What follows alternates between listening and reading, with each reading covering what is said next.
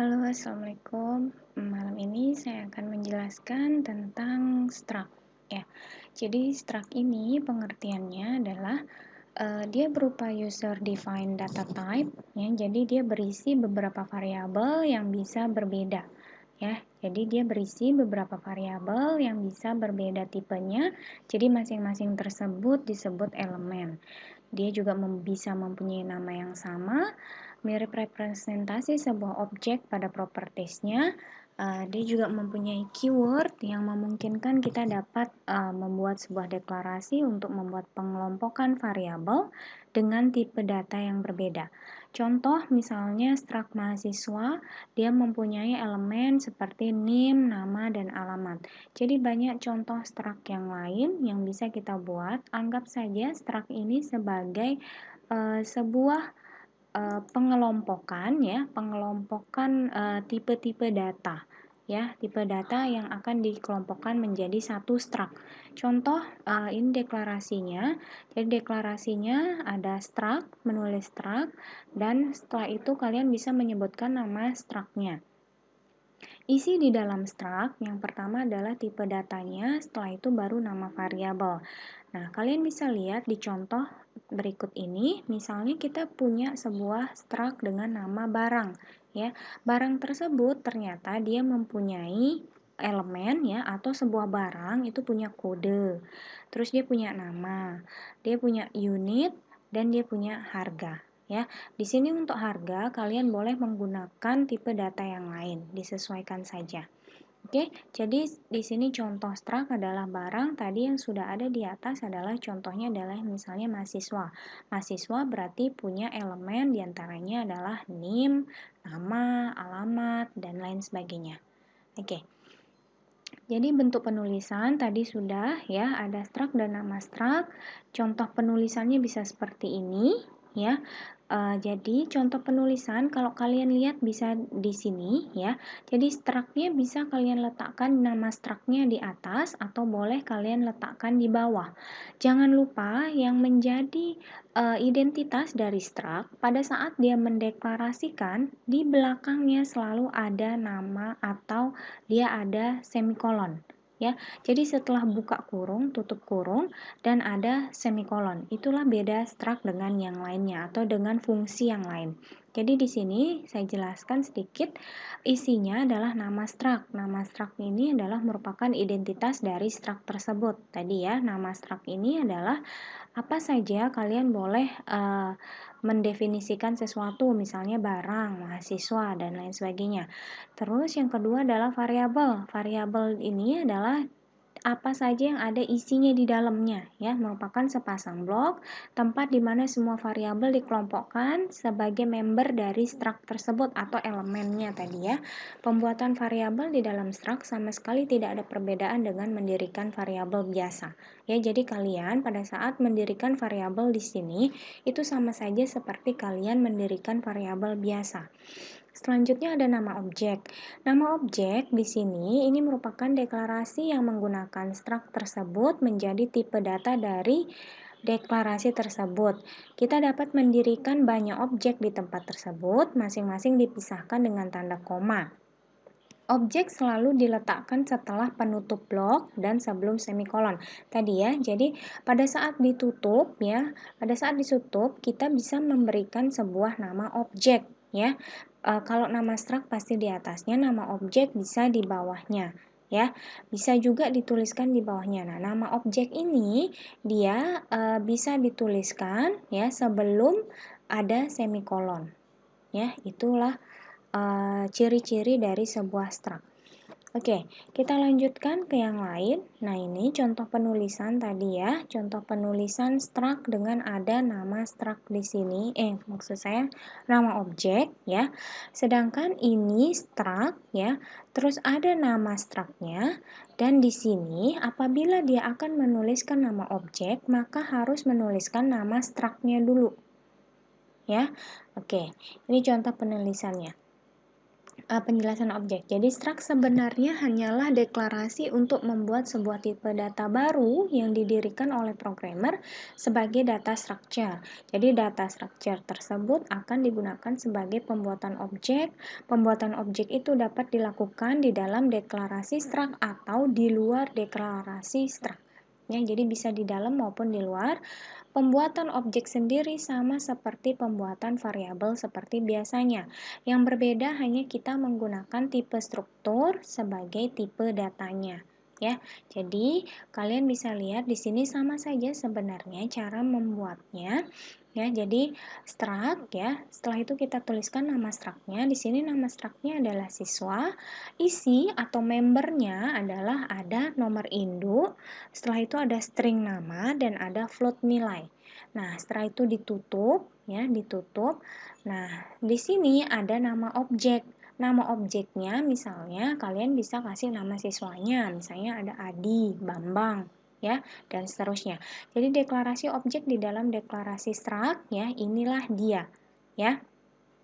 Apabila dia mengikuti di dalam struct, maka dia akan dituliskan di sini. Nah, apabila deklarasi objek di luar struct, maka akan dituliskan seperti ini. Ya, jadi misalnya siswa. Jadi pada saat di luar struct kita harus kasih nama struct-nya dulu di depannya ya. Nama struct-nya adalah siswa. Setelah itu baru kita tuliskan nama objeknya. Nama objeknya ada Budi dan Tono misalnya. Ya, ini dari penjelasan objek. Bagaimana cara kita mengakses sebuah struct ya? Cara pengaksesan sebuah struct di sini. Jadi kalian bisa lihat, untuk mengakses setiap elemen di dalam sebuah struct, kita menggunakan operator titik. Ya, jadi kita menggunakan operator titik, sintaknya adalah nama variabel struct atau nama struct-nya tadi, dot atau titik, nama variabel elemen. Ya, jadi ini contoh, salah satu contoh. Misalnya saya punya struct lingkaran. Struct lingkaran di sini mempunyai elemen atau member ada jari-jari, keliling, dan luas. Nah, di sini definisi struct-nya dibuat global, boleh. Nah, setelah itu di main ya, di fungsi utama kita akan memanggil ya. Kalian bisa deklarasikan terlebih dahulu, misalnya struct lingkaran ya. Kita kasih nama ini ya, nama struct-nya struct lingkaran L ya. L ini adalah variabel untuk mendeklarasikan struct tersebut di main. Ya. Jadi pada saat pengaksesan kalian bisa lihat di sini ada L dot jari-jari. Maka L ini dia akan mengakses lingkaran, naik ke atas dia akan ngambil jari-jari ini. Ya, jadi pengaksesannya L dot jari-jari. Jadi ini sama juga L dot keliling, L dot luas ya, dan bisa pakai yang lainnya juga ya. Tetap harus kalau prosesnya yang seperti kalian lihat di sini ada keterangan proses. Proses di setiap proses di sini berarti dia akan mengambil data dari struct yang di atas tapi dengan ada deklarasi variabel struct tadi yang L. Tetap harus L dot jari-jari, L dot keliling, L dot luas dan seterusnya. Ya. Contoh yang lain ya ini yang lebih jelasnya ya. Kalian bisa lihat di sini ya. Jadi ini tadi ada L dot jari-jari, L dot keliling, L dot luas. Maka dia akan mencari struct lingkaran dengan L yang sudah dideklarasikan di sini tadi. Ya. Nah, ini ada keterangan yang lain. Jadi member tadi atau elemen kita sebut adalah variabel yang didirikan di dalam struct dijadikan satu bagian dari struct. Ya, jadi tadi sudah ya, ini untuk memperjelas saja. Ini adalah member atau elemennya tadi ya, di dalam sebuah struct kita sebut sebagai member atau elemen. Jadi setelah kita berhasil membuat sebuah deklarasi objek, untuk mengakses member struct dari objek tersebut, kita membutuhkan member access operator atau tadi yang kita sebut titik. Ya, itu kita sebut sebagai member access operator, diantaranya nama objek dan nama anggota variabel struct. Nah, sama tadi ya, kalau kita mau mengakses, misalnya kita sudah memberikan nama objek, objeknya adalah Budi misalnya, jadi kita tinggal tuliskan budi.nomor induk. Ya, jadi sama saja seperti yang tadi, L itu adalah nama objek. nama objek yang didirikan untuk mengakses struct tersebut. Ya, jadi ini budi.nomorinduk, rizky.nama, adi.nilai ujian, dan seterusnya. Ya, kita lihat yang lain contohnya. Di sini bisa dilihat contohnya adalah seperti ini misalnya. Kita punya deklarasi struct dengan nama struct-nya adalah siswa, elemen atau membernya adalah nomor induk, string nama, dan float nilai. Nah, di sini ini adalah deklarasi objek di luar struct yang tadi ya. Kita sebut dia deklarasi di luar karena dia tidak dituliskan di dalam struct yang di sini ya. Jadi kalau di luar atau dia di dalam integer main bisa dituliskan siswa, jangan lupa ini nama struct-nya ya. Siswa Budi, Tono. Ya, jadi di sini dibuat nama objek atau ada Budi dan Tono. Jadi Budi dot nomor induknya sama dengan 1. Budi dot nama adalah namanya Budi Januar. Budi dot nilai adalah 75,5 misalnya ya. Nah, pada saat memasukkan Tono juga di sini, Tono misalnya nomor induknya 2 dan terus Tono dot nama ya, jadi Tono ini akan mengakses nama yang di atas, Tono ini juga akan mengakses nilai yang di atas. Jadi si out Budi dot nama ya, pada saat dia men-si out Budi dot nama mendapatkan nilai Budi dot nilai. Ya, jadi apa yang tadi sudah dimasukkan bisa ditampilkan kembali, tapi tetap harus menuliskan objek di depannya. Baru setelah itu mengakses variabel atau elemen atau member struct yang ada di atasnya. Ya, jadi tetap pengaksesannya harus ada nama objeknya dulu, dot nama elemen atau member struct yang ada di atasnya. Jangan lupa, Budi ini tidak akan bisa diakses apabila kalian tidak mendeklarasikan objek di luar struct yang ada di sini. Ya, kalian juga bisa mendeklarasikan di dalam struct ya. Caranya juga bisa langsung di sini ya, sebelum semikolon jangan lupa. Jadi setelah tutup kurung, misalnya Budi, Tono, baru semikolon. Oke, itu penjelasannya. Setelah itu, cara inisialisasi objek. Inisialisasi adalah suatu tindakan untuk memberikan nilai awal pada suatu variabel. Pada objek, kita dimungkinkan untuk memberikan nilai awal dengan beberapa cara, yaitu ada non-static member initialization, ada initializer list, dan ada uniform initialization. Ya, jadi cara inisialisasi objek, yang pertama ada non-static member. Ini adalah suatu tindakan memberikan nilai awal member structure kepada objek dengan cara memberikan nilai di mendirikan member dari struct.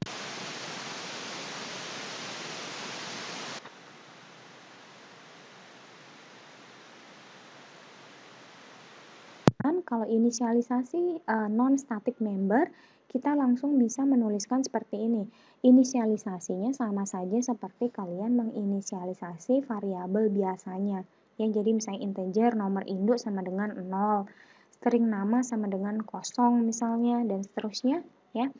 Nah, kita lihat di contoh yang lain ya, ini cara pengaksesannya juga masih sama. Kalian juga harus tetap menuliskan nama objeknya di sini. Ini nama objeknya dituliskan di luar struct atau dia ada di dalam integer main. Ya, jadi pengaksesannya pun dituliskan dulu nama objek dot nama yang di atas. Ya, terus mendapatkan nilai dan seterusnya. Cara pengaksesannya tetap sama. Nah, untuk yang kedua ada initializer list ya, adalah cara inisialisasi dengan memberikan nilai awal di saat mendirikan objek. Nilai tersebut hanya akan berlaku pada objek itu sendiri ya. Ini sama saja sebenarnya dengan kalian mendefinisikan yang lain atau menginisialisasi tipe yang lain, variabel yang lain. Misalnya ini struct siswa Budi langsung diberikan di sini. Ya, langsung diberikan, jadi dia langsung dituliskan inisialisasi, misalnya ini nomor induknya si Budi, namanya si Budi, dan nilainya si Budi. Ya, ini disebut initializer list. Ya, jadi kalau yang tadi diinisialisasikan satu persatu, bisa juga diinisialisasikan menjadi satu baris seperti ini. Ya, terus ada uniform initialization, ini merupakan inisialisasi yang masih sama seperti initializer list, hanya saja tidak menggunakan sama dengan. Nah, seperti apa sih kalau yang uniform? Nah, ini dia perbedaannya antara initializer ya list dengan uniform initialization ya. Jadi kalau yang initializer list ini jadi dia pakai sama dengan ya, sedangkan yang uniform dia nggak pakai sama dengan ya, sebenarnya sama aja ya, bisa, tapi biar kalian tahu bedanya, ini namanya initializer list dan uniform initialization ya. Oke, untuk contoh soalnya ini kalian bisa kerjakan di forum ya, silahkan apabila kalian ingin mendapatkan tambahan nilai. Seperti biasa kita samakan dengan di kelas, yang maju atau yang mengerjakan ini akan bisa mendapatkan nilai tambahan. Oke, kalian bisa jawab di forum ya. Oke, ini type def. Penjelasan selanjutnya, ini type def adalah alias atau nama lain digunakan untuk mempersingkat penulisan, khususnya untuk nama atau identifier yang panjang. Type def sering digunakan pada structure juga. Contohnya, ini ada type def struct mahasiswa Unram misalnya. Terus ada char nama, name, dan float IPK. Jadi di sini disingkat menjadi MHS. Jadi pada contoh di atas, MHS adalah nama lain atau alias dari struct mahasiswa Unram dan berfungsi sebagai tipe data baru ya, untuk mendefinisikan variabel struct dengan cara sebagai berikut. Jadi nanti di bawah tidak lagi menuliskan mahasiswa Unram dot apa gitu ya, mahasiswa Unram, jadi tinggal karena sudah disingkat di sini menjadi MHS, maka nanti pengaksesannya menjadi MHS saja yang dituliskan di bawah, misalnya MHS Ali ini adalah nama objek, tadi Tono juga nama objek. Oke, ini contoh dari type def. Terus selanjutnya ada nested struct. Nested struct di sini sama seperti nested loop atau nested if. Nested ini berarti dia adalah sebuah kondisi di mana di dalam sebuah struct terdapat tipe data berupa struct lagi. Ya, jadi kalian bisa lihat di contohnya ini. Misalnya ada dua struct di sini, ada struct tanggal dan ada struct karyawan. Struct tanggal isinya adalah hari, bulan, tahun. Struct karyawan isinya ada NIP, nama, dan ada struct tanggal ya. Jadi struct tanggal ini masuk lagi ke dalam struct karyawan. Ada struct tanggal ya, penulisannya seperti ini, struct tanggal, terus dia akan mengakses tanggal masuk. Nah, tanggal masuknya ini mungkin akan nanti diambil hari, dot bulan, dan dot tahun ya. Jadi nested ya, di sini nested struct adalah ada struct di dalam struct yang lain, sama ya seperti nested loop ataupun nested if. Ada struct di dalam struct yang lain, pengaksesannya seperti ini ya, menuliskan structnya apa, tanggal dan tanggal masuk. Ada juga cara untuk pengaksesan yang lain, misalnya ini ya. Contoh misalnya di sini ada struct anak. Anak ini ternyata punya elemen atau member nama dan umur. Terus ada struct siswa ya. Jadi dia bisa tuliskan di sini anak ya, terserah ya. Kalian mau tuliskan objeknya anak lagi atau yang lain boleh ya. Yang penting di depannya adalah memanggil struct yang atas. Ya, tanpa menuliskan struct di depannya juga boleh. Kalian hanya menuliskan nama structnya aja. Anak, dan seterusnya. Ini ada integer nomor induk dan float nilai ujian. Berarti di struct yang ini pada penulisan di atas, setiap kita mendirikan objek dengan tipe struktur siswa, maka kita akan otomatis mendapatkan data structure anak pada objek beridentitas anak ya. Jadi pada objek beridentitas anak, kita akan selalu mendapatkan, berarti bisa mendapatkan nama dan umur. Ya, jadi kita bisa mendapatkan struct anak di dalam struct siswa. Ya, bisa juga seperti itu untuk nested struct. Cara akses nested struct sama saja, dia pakai member access operator yang dot tadi di antara nama objeknya, misalnya tapi penulisannya menjadi berlipat-lipat ya. Misalnya nama objeknya adalah Tono, misalnya jadi Tono dot anak dot nama ya. Jadi dia akan mengakses anak dulu ya, dia akan mengakses anak dulu yang di sini ya, baru dia akan mengakses nama ya. Jadi tono dot anak dot nama, tono dot anak dot umur ya. Ini jadi cara mengaksesnya untuk nested struct. Contoh yang lain kalian bisa lihat di sini. Kita langsung saja sama ya seperti ini. Jadi tono dot anak dot nama, terus tono dot anak dot umur, tono dot nomor induk ya. Ini karena dia hanya mengakses struct yang struct siswa aja gitu ya. Ini untuk pendeklarasian atau pembuatannya ini bisa juga dilakukan di dalam struct seperti ini ya. Namanya adalah anak tadi ya, struct anak. Nah, bisa juga kalian pisahkan tadi ya, seperti contoh-contoh yang sudah ada di atas. Nah, ini kalian lihat, jadi pada saat tono nomor induk, berarti dia hanya akan mengakses yang di siswa. Ya, dia tidak mengakses di dalam struct anak tadi. Ya, oke. Ini contohnya, kalian bisa cermati sendiri lagi ya. Paling tidak pada saat kalian melihat di sini berarti kalau ada tono dot anak berarti jelas dia akan mengakses di struct anak. Ya. Kalau tono dot nomor induk berarti dia akan mengakses induknya atau maksudnya adalah struct di atasnya, bukan struct di dalam struct. Oke? Oke, kita lanjutkan untuk nested struct. Ini juga ada contoh yang lain.